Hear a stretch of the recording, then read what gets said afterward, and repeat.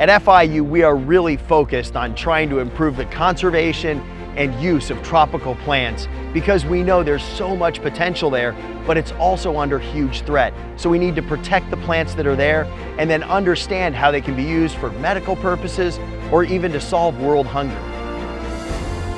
Going out to places that have not been surveyed for diversity and inventorying the species that exist there. Characterizing the uses of plants or foods, for fibers, for materials, or for medicines. Leveraging all of this information to develop conservation programs to sustain the habitats in which these plants are found. Knowing where your food comes from, how it's grown, what goes into making your food, I think that's really important.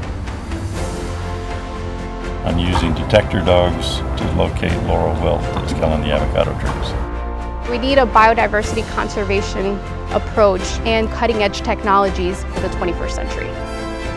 In our pursuit of new antibiotics, we look at plants. Less than 2% of the natural products in plants have been exploited for bioactivity.